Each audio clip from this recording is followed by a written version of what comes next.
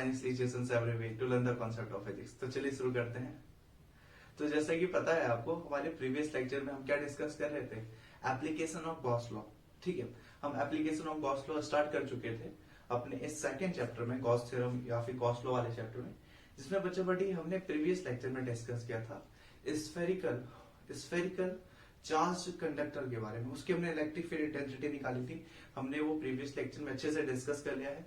वहां पे जैसा कि मैंने आपको प्रॉमिस किया था कि सिर्फ तीन कॉन्सेप्ट से आपके गॉस लॉ से रिलेटेड चाहे जो भी जो भी डेरिवेशंस आए, ये गॉस लॉ के जितने भी एप्लीकेशंस आए, वो सिर्फ इन तीन कॉन्सेप्ट से क्लियर हो जाएगा। वो तीन कॉन्सेप्ट क्या थे, वो तीन गुरु मंत्र क्या थे, वो मैंने पिछले प्रीवियस लेक्चर में मैंने वो अच्छे से डिटेल तरीके से बता दिया है। इसीलिए प्रीवियस लेक्चर थोड़ा लंबा चला गया था, क्योंकि हमने उसमें डिटेल डिस्कशन किया था। तो बच्चा पार्टी, अगर आपने प्रीवियस लेक्चर नहीं देखा है तो आप जाके देख लीजिए। अगेन मैं यही कहूंगा कि अब एक प्रीवियस लेक्चर और अब आने वाले 2 से 3 लेक्चर आपके लिए बहुत ही ज्यादा इंपॉर्टेंट है, क्योंकि यहाँ पे बहुत ही ज्यादा इंपॉर्टेंट है, क्योंकि यहाँ पे अच्छा वही चीज क्यों इंपॉर्टेंट होता है बोर्ड स्टूडेंट्स के लिए, क्योंकि वो किस में आती है, बोर्ड एग्जाम्स में आते हैं। इसलिए बच्चा बट ये बहुत ही ज्यादा इंपॉर्टेंट है, आने वाले 2-3 लेक्चर और प्रीवियस का एक लेक्चर स्फेरिकल कंडक्टर वाला, क्योंकि यहाँ से ये 3 से 4 टॉपिक में से कोई एक टॉपिक तो आपके बोर्ड में 100% हर साल पूछता है, चाहे आप सीबीएसई वाले हो चाहे आप स्टेट बोर्ड वाले हो। ओके बच्चा बटी, तो आज का हमारा जो टॉपिक है उसमें हम डिस्कस करेंगे आल्सो ये भी गॉस लॉ की एप्लीकेशन है, ये सेकंड एप्लीकेशन ले सकते हो गॉस लॉ की। देन हम इसमें डिस्कस करेंगे अनंत लंबाई के आवेशित चालक पर विद्युत क्षेत्र की तीव्रता। ठीक है, electric field intensity due to infinitely long straight charge carrying conductor या चार्ज कैरिंग वायर। ओके बच्चों बेटी, तो जैसे कि यहाँ पे आप देख सकते हो, ये हमारा आज का टॉपिक है और हम इसमें देखते हैं अगेन वही 3 कॉन्सेप्ट, सिर्फ 3 कॉन्सेप्ट आपकी सारी प्रॉब्लम खत्म। तो देखते हैं इसको, बहुत ही अच्छे तरीके से देखेंगे।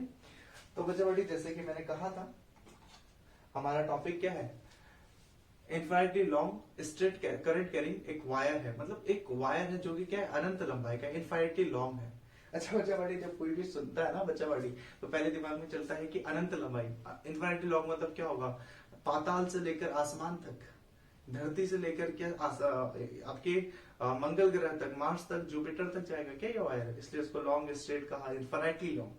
What does the mean by infinitely long, क्या मतलब है इनफाइनेटली लॉन्ग का। जो बच्चा पार्टी फिजिक्स में एक्चुअल में तो इनफाइनेटली का मतलब वही हुआ कि धरती से लेकर आसमान तक आप तार खींचते जाओ तो इलेक्ट्रिक फील्ड निकाल रहे हैं, लेकिन फिजिक्स में बच्चा पार्टी इनफाइनेटली का मतलब होता है ना, कंपैरिजन में हम देखते हैं, अगर कोई चीज एक कंपैरिजन में कुछ ज्यादा बड़ी है तो उसको हम इनफाइनेटली कह लेंगे। इट मीन्स यहाँ पे हमारा इनफाइनेटली लॉन्ग वायर कहने का क्या मतलब है, जैसे कि यहाँ पर आपको दिख रहा है ये ब्लू वाली जो वायर है, ये ब्लू कलर की हमारे पास वायर है। ये किस कंपनी की वायर है, हेलोनिक्स की वायर हो सकती है, wire that doesn't catch fire. Halonix की, फिलिप्स की, जो भी कंपनी की ये वायर है, सपोज करो ये हमारे पास एक क्या है, A to B एक वायर है और इसे इनफाइनेटली लॉन्ग कहा। तो बच्चे बेटे हम इस वायर को ऐसे भी बना सकते हैं, जैसे कि ऊपर गया इनफाइनेटली लॉन्ग है तो आप इसे डॉट डॉट करके दिखा सकते हो। ओके बच्चे बेटे, कभी भी आप डॉट डॉट दिखाओ तो समझ लेना वो कैसा वायर है, इनफाइनेटली लॉन्ग हमने कहा है। अगेन वही चीज कहूंगा कि इनफाइनेटली लॉन्ग का है, इसका मतलब ये नहीं कि वो पाताल से लेकर आसमान तक जा रहा है।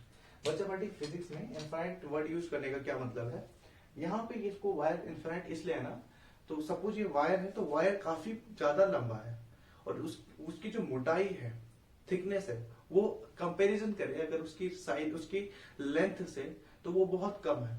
होता है ना जनरली, ऐसे ही होता है वायर के साथ। ठीक है, आप जनरली ऐसे ही होता है वायर के साथ, जैसे ये वायर है, इसकी लंबाई देखो कितनी है, लेंथ देखो, उस लेंथ की कंपैरिजन में उस वायर की जो मोटाई है, थिकनेस है, वो क्या है, कम है ना, बहुत कम है। ये काफी लंबा वायर होता है, जनरली आपने भी जो वायर देखे होंगे काफी लंबे होते हैं, बहुत बड़े बड़े मीटर के वायर होते हैं।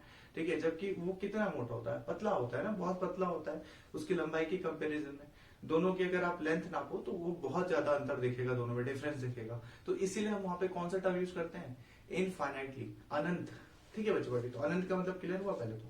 अब आते हैं हमारे कॉन्सेप्ट पे कि इलेक्ट्रिक फील्ड इंटेंसिटी कैसे निकालेंगे। तो अगेन क्या वो 3 गुरु मंत्र बताए थे मैंने पिछले बार, आपको सबसे पहले क्या लेना है, मैंने 3 बताया था ना, आपको सबसे पहले क्या एज्यूम करना है, हमें सबसे पहले एज्यूम करना है एक गॉसियन सरफेस।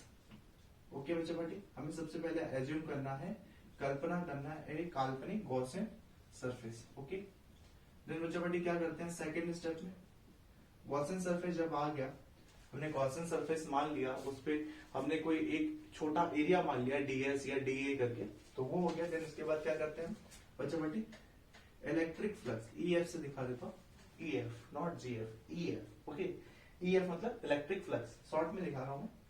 और इलेक्ट्रिक फ्लक्स की फॉर्मूले के बाद हमें क्या लिखना पड़ता है, गॉस थ्योरम में जो हमारा फॉर्मूला आता है, क्या आता है गॉस थ्योरम में फॉर्मूला, क्या होता है, flux is equal 1/ε0 into Q. ये तीन कॉन्सेप्ट होते हैं, बेसिक कॉन्सेप्ट, ठीक है। ये तीन सूत्र होते हैं, या फिर बोलो तीन आपके क्या होते हैं, कॉन्सेप्ट होते हैं, ठीक है, जिसको आप करके कोई भी गॉस थ्योरम से रिलेटेड एप्लीकेशन को आप खत्म कर सकते हो। तो बच्चे बेटे देखते हैं, तो ये आपका हो गया blue, infinitely long charge conductor या चार्ज वायर, ये चार्ज है, ठीक है। आप यहाँ पे देख लेते हो, आप मैंने पॉजिटिव चार्ज देखा है, चार्ज है, मतलब यहाँ से electric field lines positive charge है, तो यहाँ से इलेक्ट्रिक फील्ड लाइंस कहाँ जाएंगी, बाहर की तरफ जाएंगे। तो सबसे पहले क्या करना होता है, देखिए सबसे पहले हमें क्या करना पड़ता है, एक गॉसियन सरफेस एज्यूम करना पड़ता है, लेट करना पड़ता है, मानना पड़ता है। तो इस इनफाइनाइटली लॉन्ग करंट वायर को ना हमने ये जो आप बाहर से ये सिलेंड्रिकल देख रहे हो, या ब्लैक कलर के ऐसे सिलेंड्रिकल फेस देख रहे हो यहाँ पे ये क्या है हमारा, ये हमारा गॉसियन सरफेस है। हमने क्या माना हुआ, गॉसियन सरफेस है, ठीक है। ये क्या कह रहे हैं, ये काल्पनिक है, इमेजिनरी लाइन होती है। तो इमेजिनरी लाइन को हम फिजिक्स में नॉर्मली डॉटेड लाइन से भी दिखा सकते हैं, वो ज्यादा बेहतर होगा। अब वैसे वो सिलेंडर नॉर्मली बना सकते थे, लेकिन नॉर्मली हम फिजिक्स में इमेजिनरी लाइन को क्या करते हैं, डॉटेड लाइन से दिखाते हैं। तो ये डॉटेड लाइन जो आपको दिख रहा है, सिलेंडर दिख रहा है, वही हमारा क्या हो गया, गॉसियन सरफेस। और गॉसियन सरफेस हम लेते क्यों है, क्योंकि हमें वहां पे डीएस लेना पड़ता है, छोटा पार्टिकल लेना पड़ता है, एक स्मॉल पार्टिकल लेना पड़ता है। तो बच्चों बड़े जैसे सिलेंडर है, तो हम यहाँ पे कहीं इसका स्मॉल पार्टिकल ले लेते हैं, जहां पे हमें क्या निकालना है, इलेक्ट्रिक फील्ड इंटेंसिटी निकालनी है। इस कोई पॉइंट पे, कोई पॉइंट मान लो, इससे कोई पॉइंट मान लो, इसे मान लेते हैं कि ये पॉइंट क्या है, ये पॉइंट पी है, और ये सेंटर है, ये पॉइंट क्या है, ओ है, और ओ की पी की और पी की बीच की डिस्टेंस हम मान लेते हैं बच्चा बेटी कितनी है, इसकी डिस्टेंस हम मान लेते हैं स्मॉल आर। ओके बच्चा बेटी, ये सेंटर, ये पॉइंट ओ है, वायर से इस गॉसियन सरफेस के बीच की डिस्टेंस पी है। हमें यहाँ पे क्या निकालना है, इलेक्ट्रिक फील्ड इंटेंसिटी गेन करना है। खैर उस पर बाद में आता है इलेक्ट्रिक फील्ड इंटेंसिटी। तो पहला टर्म हमने ले लिया, क्या था, गॉसियन सरफेस लेना था, तो हमने ये ले लिया गॉसियन सरफेस। देन उसके बाद जीएफ, सॉरी ईएफ, ईएफ मतलब इलेक्ट्रिक फ्लक्स, इलेक्ट्रिक फ्लक्स लेते हैं। इलेक्ट्रिक फ्लक्स क्या होता है, इलेक्ट्रिक फ्लक्स का फॉर्मूला, ओके बच्चों बेटी, इलेक्ट्रिक फ्लक्स अब यहां पे लिख सकते हैं, इलेक्ट्रिक फ्लक्स किस चीज से दिखाते हैं, इलेक्ट्रिक फ्लक्स को, ठीक है। इलेक्ट्रिक फ्लक्स कहां से निकलने वाला इलेक्ट्रिक फ्लक्स, यहां से निकलने वाला इलेक्ट्रिक फ्लक्स, ठीक है। यहां से इलेक्ट्रिक फ्लक्स निकलेगा, क्या होता है इलेक्ट्रिक फ्लक्स, ई ds cos थीटा होता है ना इलेक्ट्रिक फ्लक्स। ये छोटे पार्टिकल से इलेक्ट्रिक फ्लक्स निकल रहा है बच्चा बॉडी, फ्लक्स को हम फाई ई से दिखाते हैं। ओके, फ्लक्स को हम फाई ई से दिखाते हैं, और हमें पता है कि हमें अभी हम फ्लक्स काउंट कर रहे हैं इस छोटे से एरिया के लिए, ये छोटा सा पार्ट, ठीक है। ये सिलेंडर हमने छोटा, ये हमने वायर का एक छोटा सा यहाँ पे ऐसे ले लो पार्ट लिया है, तो हमने इसको क्या माना हुआ है, एक छोटा सा पार्ट है, तो हम इसको यहां से हम एरिया वेक्टर निकालेंगे। इस पॉइंट पे हमें इलेक्ट्रिक फील्ड इंटेंसिटी निकालनी है। तो बच्चा बेटी यहां से देख लो, अगर ये पॉजिटिव चार्ज है तो यहां से बाहर की तरफ क्या जाएगा, इलेक्ट्रिक फील्ड लाइन जाएंगी। पॉजिटिव चार्ज है ना, तो यहां से क्या जाएंगे, बाहर की तरफ इलेक्ट्रिक फील्ड लाइंस, तो इलेक्ट्रिक फील्ड ऐसे बाहर की तरफ। अगर बच्चा बेटी गॉस में और क्या आता है, गॉस थ्योरम में और क्या आता है, ठीक है, छोटा है इसलिए डी फाई ई ले लिया। गॉस थ्योरम में और क्या आता है, याद करो, ई डी एस कॉस थीटा, ये होता है ना। तो ई तो ये रहेगा, ई की डायरेक्शन ये कि पॉजिटिव चार्ज है, पॉजिटिव चार्ज हमेशा बाहर की तरफ निकलता है। तो इस पॉइंट पे निकाल रहे हैं, तो यहाँ से पॉजिटिव चार्ज कहाँ निकलेगा, बाहर की तरफ निकलेगा बच्चों बेटी। देन डीएस क्या होता है, पहले भी हम डिस्कस कुछ डीएस क्या कहते हैं, सदिश, क्षेत्रफल सदिश कहते हैं, एरिया वेक्टर। तो एरिया वेक्टर होता ही क्या है, सिंपल, जो भी ऐसा पार्ट लिया जाता है, एक स्मॉल पार्टिकल, एक स्मॉल एरिया लिया जाता है यहाँ पे, जैसे ये यहाँ पे स्मॉल एरिया है, जैसे ब्लैक करके दिखाया हमने, इससे जो परपेंडिकुलर लाइन निकलेगी, सपोज ये जो आपका एरिया यहाँ पर स्मॉल पार्टिकल हमने यहाँ लिया, जैसे ये है, तो यहाँ से जो परपेंडिकुलर लाइन निकली, अगर ये ऐसे में है तो ऐसे में निकलेगी ये लाइन डीएस के लिए, ऐसे तो ऊपर, ऐसे तो नीचे की तरफ। बहुत बार डिस्कस किया हमने प्रीवियस लेक्चर में, देन बच्चा पार्टी ई की डायरेक्शन ये है और ये ऐसे में है तो इसके भी परपेंडिकुलर लाइन निकलेगी बाहर। इसी को हम क्या कहते हैं, एरिया वेक्टर डीएस। तो यहां से भी ऐसे ही परपेंडिकुलर लाइन गई और इसको दिखाया हमने एरिया वेक्टर डीएस। आप देख सकते हो यहाँ पे जो ई की डायरेक्शन है ना, जो ई की डायरेक्शन है वही सेम आल्सो किसकी डायरेक्शन है, डीएस की भी डायरेक्शन है। देख सकते हो जो ई की डायरेक्शन है, जिस डायरेक्शन में ई जा रहा है उसी डायरेक्शन में क्या जा रहा है, डीएस। कोई एंगल क्रिएट हो रहा है इनके बीच, ये ई है ये डीएस है, कोई एंगल क्रिएट हो रहा है नहीं ना, एक के ऊपर एक ओवरलैप है। इट मींस यहाँ पे एंगल कितना बनेगा, थीटा कितना होगा, 0। ओके बच्चे बेटे, तो यहाँ पे हम ले सकते हैं आगे यहाँ पे जैसे कि हमने इलेक्ट्रिक फ्लक्स लिखना था सेकंड स्टेप में, गॉसियन सरफेस होते हैं, इलेक्ट्रिक फ्लक्स का फॉर्मूला ये था d phi equal E d s cos theta. Okay बच्चे बेटे, तो ये हो गया E d s cos theta. इसके बाद हमें क्या करना है, एंगल देखना है। एंगल कितना है यहाँ पे, एंगल कितना है, थीटा इक्वल कितना आ रहा है, 0 डिग्री आ रहा है। सो कॉस थीटा की वैल्यू कितनी हो जाएगी, कॉस 0 डिग्री की वैल्यू कितनी हो जाएगी बच्चों पार्टी, हमें पता है कॉस 0 की वैल्यू कितनी होती है, 1 होती है। ओके, देन इस वैल्यू को यहां पुट करते हैं, d phi E d s और कॉस थीटा की वैल्यू, कॉस 0 की वैल्यू कितनी है, 1 और ई डी एस इंटू 1। आप इसे 1 चाहो तो लिखो या नहीं भी लिखना है तो बात वही आएगी, ई डी एस। तो डी फाई की वैल्यू कितना है बच्चों पार्टी, ई डी एस। इसके बाद हम क्या करते हैं बच्चों पार्टी, अब डीएस क्या है, डीएस हमने कहा ये वाला हिस्सा है डीएस, ये हमने एक छोटा सा पार्टिकल माना डीएस, और ये आपका कहाँ जा रहा था, ये जा रहा था डीएस वेक्टर। डीएस है छोटा पार्टिकल, क्योंकि हमें पता है इलेक्ट्रिक फील्ड निकालना है, इलेक्ट्रिक फ्लक्स, सॉरी यहाँ पे इलेक्ट्रिक फ्लक्स निकालना है 5, ठीक है 5, बट यहाँ पे हमारे 5 ना होके हमारे पास है d5। ओके बच्चों पार्टी, हमारे पास d5 है, जबकि हमें चाहिए क्या, हमें 5 चाहिए। आपको फिजिक्स में पहले भी मैं बता चुका हूं कि जिस टर्म के भी आगे डी लग गया इसका मतलब वो टर्म क्या है, छोटा पार्टिकल है, छोटा पार्ट लिया गया है। जबकि हमें क्या चाहिए, बड़ा पार्ट, 5 चाहिए। डी लगा मतलब छोटा पार्ट है, तो छोटे पार्ट को बड़े पार्ट में कैसे चेंज करते हैं, छोटी क्वांटिटी को बड़ी क्वांटिटी में कैसे चेंज करते हैं, जब हम उसका क्या करते हैं, इंटीग्रेशन। जब हम d5 का इंटीग्रेशन कर देंगे तो 5 में चेंज हो जाएगा। तो वही बच्चा पार्टी यहाँ पर भी हमारे पास ds छोटा पार्ट है, और इस छोटे पार्ट ds को अगर हम इंटीग्रेट करें, ds को अगर हम इंटीग्रेट करें, सपोज यहाँ पे ऐसा है इंटीग्रेट करने का मतलब d फाई ई, हमें इंटीग्रेट किसको करना है, ds को इंटीग्रेट करना है, इसलिए हम क्या करेंगे, e को बाहर रखेंगे और सिर्फ ds का इंटीग्रेशन करेंगे, और इधर हमें d फाई ई को फाई ई में चेंज करना है। तो बच्चा पार्टी ये ऐसा हो जाएगा इंटीग्रेशन। ओके, ऐसा हो गया इंटीग्रेशन। अब यहाँ पे ध्यान दो, इंटीग्रेशन का मतलब मैंने पहले भी बताया आपको, इंटीग्रेशन मतलब क्या होता है, ऐड करना, जोड़ना। अगर बच्चे पार्टी ये छोटा सा ये पार्टिकल है, ये हमने स्मॉल पार्टिकल लिया है, अगर हम इसको ऐड करते हैं, ठीक है, ये हमने लिया है ना स्मॉल पार्टिकल ds, इंटीग्रेट कर रहे हैं मतलब अब ऐसे बहुत सारे पार्टिकल हम जोड़ते जा रहे हैं। अगर इतने ही पार्टिकल हम, इतने छोटे छोटे पार्टिकल हम जोड़ते जाए, ये ऐसे इंटीग्रेट करते जाए, ऐसे छोटे छोटे ds ये सब वो ds है, तो ऐसे बहुत सारे ds अगर जुड़ गए तो फाइनली ये कैसा शेप बना देगा, फाइनली ये कैसा शेप क्रिएट करेगा, कौन सा गॉसियन सरफेस लिया था हमने, फाइनली ये कैसा शेप क्रिएट करेगा, एक सिलेंडर टाइप का, एक बेलनाकार, एक सिलेंड्रिकल शेप ये क्या कर लेगा, ले लेगा। अगर हम ds को क्या करें, इंटीग्रेट करें, ऐसे ds के छोटे छोटे पार्ट को हम क्या करते जाए, ऐड करते जाए, तो फाइनली एक सिलेंड्रिकल शेप ले लेगा। ओके बच्चा बड़ी, ऐसे ये सिलेंड्रिकल शेप ले लेगा। और सिलेंडर का एरिया कितना होता है, बेलन का क्षेत्रफल कितना होता है बच्चा बड़ी, हमने पढ़ा है हाई स्कूल में, 10th में हमने पढ़ा है, सिलेंडर का कितना होता है, एरिया कितना होता है, हाँ बताइए क्या हो जाता है, ये हो जाएगा, देखो यहाँ पे integration d phi E, integration था डी फाई ई का, मतलब छोटे पार्ट में से निकलने वाला फ्लक्स हमने इंटीग्रेट कर दिया, तो डी फाई ई किस में चेंज हो गया, फाई ई में चेंज हो गया, छोटा टर्म और बड़े टर्म में चेंज हो चुका है।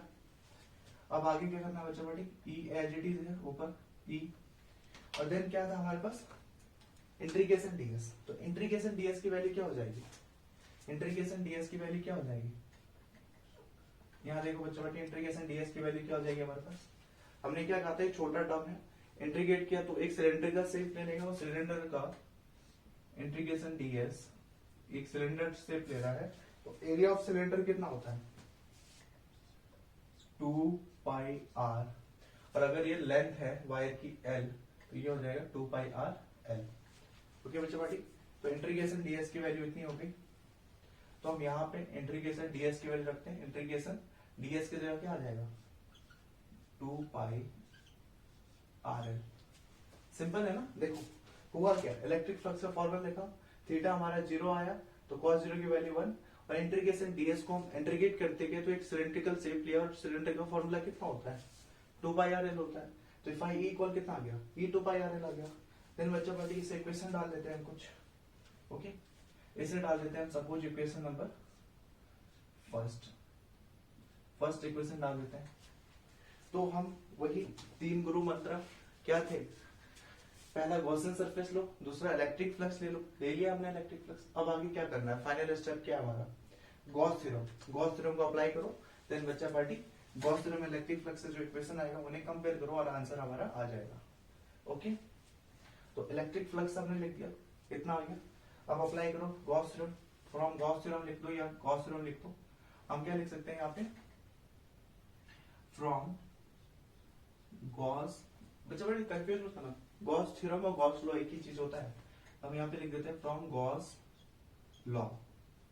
ओके अभी मेरा लॉ लिखने का मन कर रहा है, थ्योरम भी लिख लोगे आप कोई बात नहीं। फ्रॉम गॉस लॉ, ये गॉसेस लॉ, हमें पता है गॉस लॉ के अकॉर्डिंग क्या फॉर्मूला क्रिएट होता है।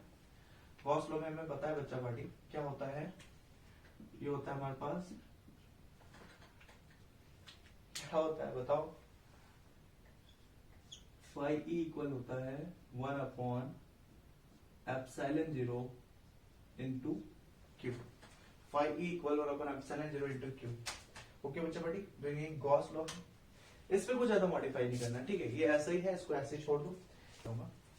फिलहाल इसको देखते हैं, गॉस लॉ है, जैसे कि इक्वेशन फर्स्ट डाला हुआ था हमने इलेक्ट्रिक फ्लक्स वाले को, वैसे गॉस लॉ को हम डाल देते हैं इक्वेशन सेकंड। ओके बच्चा पार्टी, अब करना ही क्या है, तीनों तो हो गए, तीन ही तो रूल बताए थे मैंने, एक आपको गॉसियन सरफेस लेना है ले लिया, इलेक्ट्रिक फ्लक्स निकालना है निकाल लिया, गॉस थ्योरम अप्लाई करना है निकाल लिया। अब दोनों को कंपेयर करो, इक्वेशन फर्स्ट और सेकंड को, देखो ये भी फाई ई की वैल्यू है, ये भी फाई ई की वैल्यू है, तो आप कंपेयर कर सकते हैं दोनों इक्वेशन को। तो यहां लिख देता हूं, ठीक है, आई होप आपको दिख रहा होगा। From equation first and second, from equation first and second, okay ये लिख देता हूं मैं answer, from equation first and second, समीकरण एक वो समीकरण 1 और 2 से। ओके बच्चों बड़ी, from equation first and second समीकरण 1 और 2 से। क्या है इक्वेशन फर्स्ट, क्या है समीकरण 1, ये हमारे पास फाई ई इक्वल कितना है, फाई ई इक्वल कितना है, देखो equation first E 2 pi r है, ये हमारे पास इक्वेशन फर्स्ट है। इक्वेशन सेकंड देखो बच्चों पार्टी कितना है, फाई ई इक्वल कितना है 1 upon epsilon naught into Q, तो फाई ई हो गया, और फाई ई के इक्वल में क्या है, फाई ई के इक्वल में क्या है 1 अपॉन एप्सिलॉन 0 इनटू क्यू है। बच्चों पार्टी जैसे कि आप यहाँ देख सकते हो, जैसे कि आप यहाँ देख सकते हो कि जो फाई ई है इक्वेशन फर्स्ट में, फाई ई है किसके इक्वल है, ई 2 पाई आर के इक्वल है, और इक्वेशन सेकंड में देख सकते हो फाई ई किसके इक्वल है 1 upon epsilon naught into q के इक्वल है। देन ये इसके इक्वल है, ये इसके इक्वल है, देन ये दोनों भी तो आपस में इक्वल होने चाहिए, ये दोनों टर्म भी तो आपस में इक्वल होने चाहिए। फाई ई 2 पाई आर के स्क्वायर इक्वल है, phi E also 1 upon epsilon naught into q के इक्वल है, देन ये दोनों टर्म भी आपस में इक्वल होने चाहिए, ये और ये। तो बच्चों अगर ये दोनों टर्म आपस में इक्वल होते हैं फ्रॉम इक्वेशन फर्स्ट और सेकंड, तो मैं यहां से हटा देता हूं फाई ई की वैल्यू। ओके बच्चों बड़ी, तो फाई ई की वैल्यू हटा देते हैं, देन क्या हो जाएगा E 2 pi R L equal 1 upon epsilon naught into Q. तो याद कीजिए हमने निकालना क्या है, electric field intensity due to infinity long charge straight current carrying conductor या वायर, अनंत आवेशित चालक के कारण विद्युत क्षेत्र की तीव्रता, इलेक्ट्रिक फील्ड, इलेक्ट्रिक फील्ड दिख रहा है यहाँ ई, सारे रूल हमने लगा दिए, बचा क्या इलेक्ट्रिक फील्ड ई। तो ई कैसे निकालोगे बच्चों पार्टी, ई हो गया यहाँ पे, ई के लिए क्या करोगे 2 पाई आर एल को दूसरी तरफ भेज दोगे, तो ये कितना हो गया 1 अपॉन क्या हो जाएगा 1/2 पाई एप्सिलॉन नॉट। ये 2 पाई एप्सिलॉन नॉट एक साथ आ गया और क्या बच गया ऊपर देखो RL बच गया, तो हम इसे डाल देंगे Q/RL। ओके बच्चे बेटे क्लियर, यही हमारा मेन आंसर है। बॉक्स में बंद कर सकती हो, इससे आप कह सकते हो ये क्या है हमारा आंसर है। ओके बच्चे बेटे, इस आंसर को थोड़ा मॉडिफाई करके भी लिखा जाता है। मॉडिफाई कैसे करना है मैं आपको समझा देता हूँ। तो ये क्या हो गया हमारा आंसर हो गया equal 1/2 pi epsilon not Q/RL। Okay बच्चे बेटे, मैंने कहा जैसे कि इस आंसर को मॉडिफाई करके भी लिखा जाता है। मॉडिफाई करके कैसे लिख देगा, मॉडिफाई करके आंसर कैसे लिख देगा, तो बच्चा पार्टी जैसे कि यहाँ पे लिया गया स्ट्रेट वायर, तो इस पे जो चार्ज होगा ना, एक रेखीय ये क्या है वायर है ना, एक रेखा है, एक लाइन तो होता है वायर, एक लाइन तो होता है, तो लाइन पे जो चार्ज होगा उसे क्या कहेंगे आवेश घनत्व। कैसा आवेश घनत्व, रेखीय आवेश घनत्व। ठीक है, लाइन चार्ज डेंसिटी, वायर है लाइन होगा, लाइन चार्ज है, इस पे जो चार्ज होगी उसकी डेंसिटी को क्या कहेंगे लाइन चार्ज डेंसिटी। और लाइन चार्ज डेंसिटी का फॉर्मूला क्या होता है बच्चा बेटी याद रखना, लाइन चार्ज डेंसिटी होता क्या है, देखो लाइन चार्ज डेंसिटी क्योंकि वायर है इसे डिनोट करते हैं लैम्डा से। ओके, लैम्डा क्या है, लाइन चार्ज डेंसिटी, रेखीय आवेश घनत्व, और रेखीय आवेश घनत्व कितना होता है Q/L। ओके बच्चा बेटी, ये चार्ज डेंसिटी क्या होते हैं, देखो चार्ज डेंसिटी आपके पास 3 टाइप के आते हैं, मैं यहाँ कहीं आपको मेंशन करवा देता हूँ। चार्ज डेंसिटी आपको 3 टाइप के आएंगे। ओके बच्चा बेटी, पहला चार्ज डेंसिटी आएगा आपके पास, जैसे कि एग्जांपल यहाँ हो गया, अगर कोई लाइन है, एक वायर है तो लाइन है, तो उस चार्ज डेंसिटी को हम दिखाते हैं लैम्डा से, और इसे कहते हैं लीनियर चार्ज डेंसिटी या लाइन चार्ज डेंसिटी। इसका फॉर्मूला हो जाता है Q, और वायर की क्या होती है लेंथ होती है तो L। ओके बच्चा बेटी, एक और चार्ज डेंसिटी होता है, उसको कहते हैं एरिया चार्ज डेंसिटी, पृष्ठीय आवेश घनत्व, या कहते हैं सरफेस चार्ज डेंसिटी। ओके बच्चा बेटी, तो सरफेस चार्ज डेंसिटी को हम किससे दिखाते हैं सिग्मा से।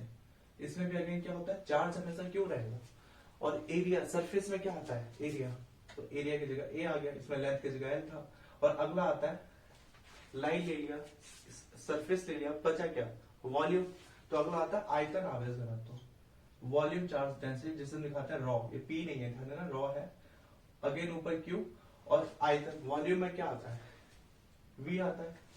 तो क्योंकि ये लाइन था इसलिए हम लीनियर लेंगे, अगर वो सरफेस के लिए आएगा तो हम क्यू सिग्मा लेंगे, और अगर वो किसी आयतन के लिए आ गया, वॉल्यूम के लिए आ गया, तो हम क्या लेंगे रॉ। ओके बच्चा बेटी, तो ये होता है चार्ज डेंसिटी। तो क्योंकि ये लाइन के लिए था, इसलिए लैम्डा लिया, तो लैम्डा इक्वल कितना हो गया, लैम्डा इक्वल हो गया Q/L। और यहाँ पे अगर हम Q की वैल्यू निकालें, यहाँ जो चार्ज है उसकी चार्ज डेंसिटी अगर निकालें तो वो किस में चेंज हो जाएगा, लैम्डा इक्वल Q/L है, तो यहाँ से क्या चेंज हो जाएगा, Q इक्वल कितना हो जाएगा बच्चा बेटे, देखो Q है L अपॉन है, L इधर आ जाएगा, तो Q इक्वल हो जाएगा लैम्डा L। Q इक्वल कितना हो गया lambda L।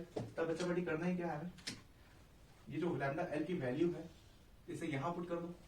Okay, lambda L की वैल्यू वहां पुट कर दी, तो क्या आ गया आंसर इक्वल 1/2 पाई एप्सिलॉन 0, क्योंकि जगह क्या आ गया लैम्डा L आ गया, अपॉन क्या आ गया बच्चा बेटी RL आ गया।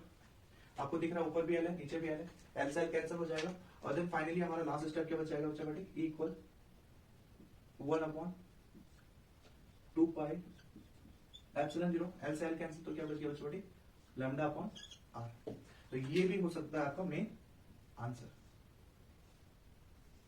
ठीक है बच्चों बेटी, तो ये भी हमारा निकल गया electric field intensity 1/2 pi epsilon not lambda upon R। इस चीज को आप ऐसे भी लिख सकते हो, कर लेना ऐसे, क्या जा रहा है आपका 2 स्टेप ही तो बढ़ रहे हैं। वहां पे क्या है लैम्डा निकाला, लैम्डा इक्वल Q अपॉन है, तो यहाँ से क्यों निकालियो क्यों की वैल्यू होगी। ओके बच्चों बेटी, तो अगर आप इतना करते हो, इतना अगर आप कर लेते हो, तो आपके मार्क्स कहीं नहीं कटने वाले, आपको फुल अपॉन फुल मार्क्स आपको मिल जाएंगे बोर्ड एग्जाम में। आपको दिख ही रहा है, हमने बस 3 ट्रिक नहीं कह सकते, हम उसे कॉन्सेप्ट कह सकते हैं। 3 कॉन्सेप्ट को हमने फॉलो किया, और 3 कॉन्सेप्ट को फॉलो करके हमने अपना आंसर निकाल लिया, electric field intensity due to infinity law straight current carrying conductor या वायर, एक अनंत आवेशित तार के कारण या चालक के कारण विद्युत क्षेत्र की तीव्रता हमारी निकल आई E। ओके बच्चा बेटी, तो ये यहाँ पे ध्यान रखना, कंफ्यूज मत करना। ये आपका जो है यहाँ पे, ये आपका जो है इस साइड जो है वो आपका फर्स्ट पार्ट है, और देन सेकंड पार्ट कहाँ है, इस साइड आपका सेकंड पार्ट है, तो इसका स्क्रीनशॉट ले लेना आप।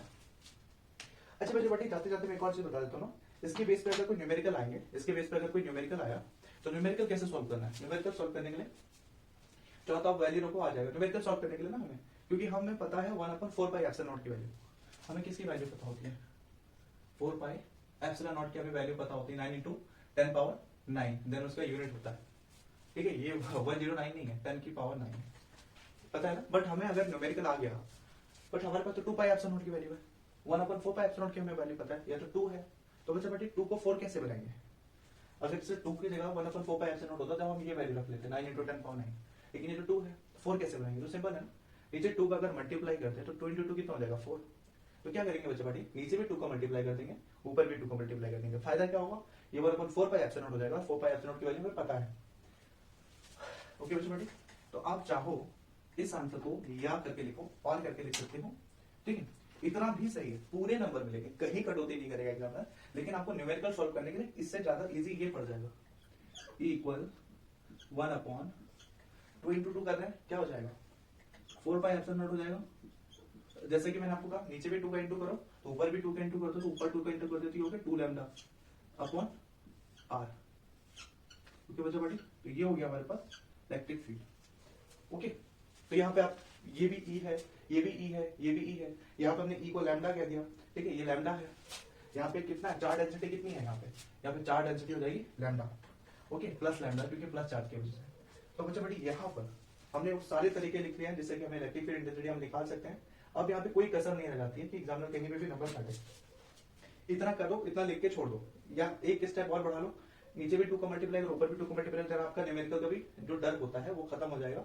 देन बच्चा बेटी ये हो गया हमारा मेन डेरिवेशन। ओके, सिर्फ 3 स्टेप लगाया आपने। ओके, तो जैसे कि मैंने कहा था, प्रीवियस लेक्चर हो गया, ये लेक्चर हो गया, अब आने वाले आई थिंक 2 to 3 लेक्चर्स होंगे, बहुत इंपॉर्टेंट है। टोटल ये 3 to 5 लेक्चर का एक सीरीज होता है, और ये सीरीज में से आपके पास 5 मार्क्स के क्वेश्चन तो कंफर्म है। अच्छा बेटी, अब क्या चाहिए आपको बोर्ड में? 3 to 5 मार्क्स का क्वेश्चन जहां आप कह रहे हैं कंफर्म इनटू, ये 5 to 6 भी हो सकता है। 3 मार्क्स में न्यूमेरिकल पूछ लिया, 3 मार्क्स में डेरिवेशन पूछ लिया, 5 मार्क्स में डेरिवेशन पूछ लिया, देन 2 मार्क्स में न्यूमेरिकल, बहुत ज्यादा 7 to 8 मार्क्स आप रख लो इस चैप्टर से। और ये सिंपल है, बिल्कुल सिंपल, 3 कॉन्सेप्ट बस। तो देखते रहिए, प्रीवियस लेक्चर हमने अपलोड कर दिया था, उसमें भी हमने थोड़ा डिटेल में गए थे। इस लेक्चर में हम उतने डिटेल में नहीं गए क्योंकि पहले डिस्कस कर चुके हैं, आगे देखते रहिएगा। तो बच्चा पार्टी आज के लिए इतने, मिलते हैं अगले लेक्चर में।